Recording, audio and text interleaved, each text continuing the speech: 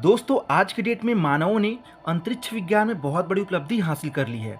मानवों ने black hole के फोटो खींचने में भी उपलब्धि हासिल की है। वहीं मार्स पर सफलतापूर्वक हेलीकॉप्टर भी उतार लिया गया है। दोस्तों साथ ही साथ अंतरिक्ष विज्ञान के क्षेत्र में लूनर सरफेस पे भी सफलतापूर्वक लैंडिंग कर ली गई है, लेकिन उस हिस्से को आज तक वैज्ञानिकों ने नहीं सुलझा पाया जो कि बहुत बड़े एरिया में पृथ्वी में फैला हुआ है। जी हाँ दोस्तों, हम लोग बात कर रहे हैं समुद्र की और उसकी गहराइयों की, जो कि अंतरिक्ष से भी गहरा है। और ऐसा माना जाता है कि अंतरिक्ष में खोज करना बहुत ज़्यादा आसान है, लेकिन समुद्र की गहराइयों को सुलझा पाना आसान नहीं है। दोस्तों ये जो अंतरिक्ष है आज की डेट में सभी वैज्ञानिकों की खोज का अड्डा बना हुआ है, लेकिन आज भी कोई समुद्र पर खोज नहीं करना चाहता है। दोस्तों पृथ्वी का एक हिस्सा जमीन है, बाकी जो 3 हिस्से हैं वो लगभग समुद्र से घिरा हुआ है। मतलब कि अगर पृथ्वी के 4 हिस्से करें तो सबसे ज़्यादा जो एरिया है वो समुद्र का ही है। दोस्तों आप लोगों को बताना चाहूँगा कि समुद्र में एक ऐसा एरिया है जो कि बहुत ज़्यादा गहरा है। उसका नाम है मरियाना ट्रेंच, जो कि लगभग 13 किलोमीटर तक गहरा है। समुद्र में सिर्फ एक ही व्यक्ति जा सका है आज तक, जबकि अंतरिक्ष में कई लोग जा चुके हैं। और आज की डेट में ऐसा होता है कि समुद्र में एक भी व्यक्ति नहीं जा पाते हैं, लेकिन अंतरिक्ष में हर समय, हर हफ्ता, हर महीने, हर वर्ष एक न एक व्यक्ति वहाँ पे मौजूद रहता है।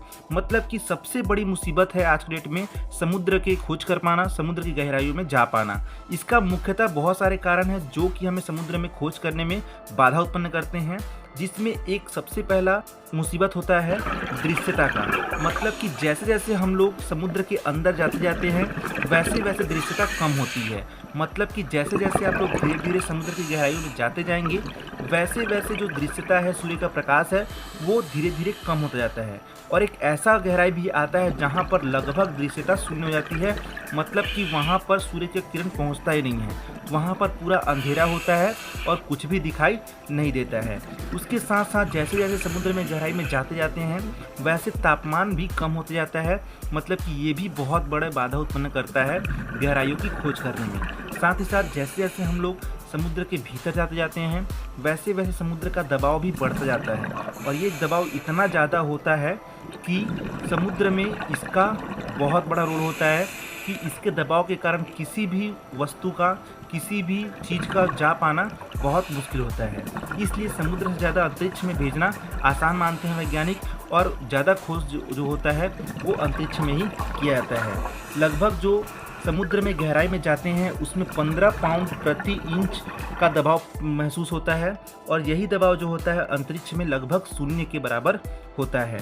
इसलिए दोस्तों मरियाना ट्रेंच में जब हम जाते हैं वहाँ पे अगर कोई गोता लगाता है तो वहाँ पे लगभग 1000 गुना ज़्यादा दबाव महसूस होता है। मतलब कि ये जो दबाव है इसके कारण ऐसी भयानक घटना हो सकती है कि पल भर में ही आपके शरीर के चिथड़े उड़ सकते हैं या फिर किसी भी जहाज़ के चिथड़े उड़ सकते हैं। दोस्तों ऐसी ही घटना हुई थी।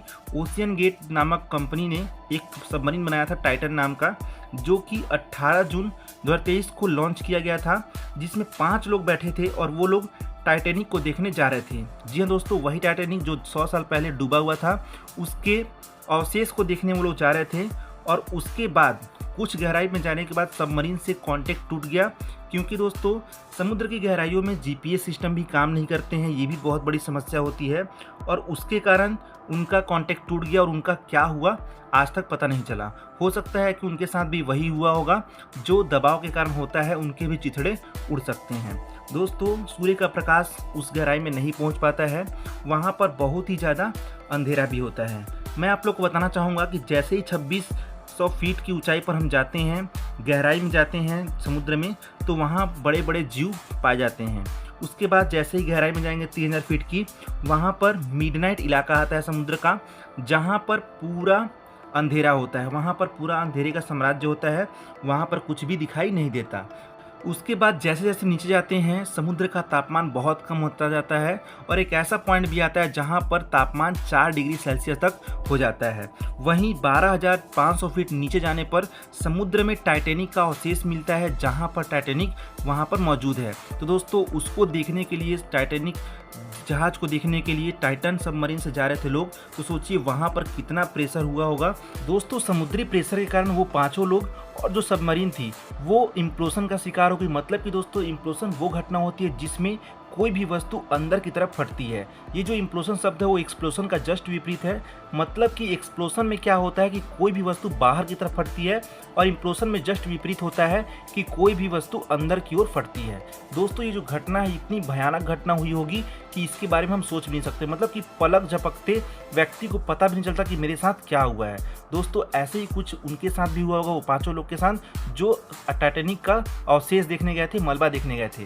तो दोस्तों आज के डेट में अंतरिक्ष में खोज कर पाना ज़्यादा आसान है कि हम समुद्र में गहराइयों में जाकर के कुछ वस्तुओं का खोज करें या फिर उसकी गुत्थी को हम सुलझाएं।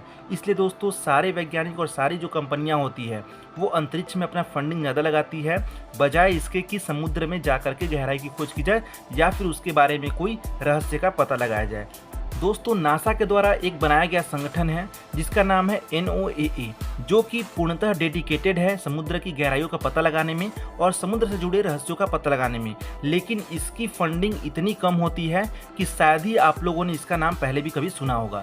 इसलिए दोस्तों आज की डेट में समुद्र में कुछ भी पता लगा पाना बहुत मुश्किल काम है, क्योंकि यहाँ पर प्रेशर होता है, दृश्यता कम हो जाती है और तापमान कम हो जाता है। इसके बजाय अंतरिक्ष में ये सारी चीज़ें आसान होती हैं। इसलिए सारे जो मानव हैं, सारे वैज्ञानिक हैं, उनका ध्यान केवल अंतरिक्ष की तरफ होता है और अंतरिक्ष में ही खोज कर रहे हैं और समुद्र के रहस्य आज भी हमसे छुपे हुए हैं। तो दोस्तों आप लोग को वीडियो कैसा लगा आप लोग कमेंट के माध्यम से जरूर बताएं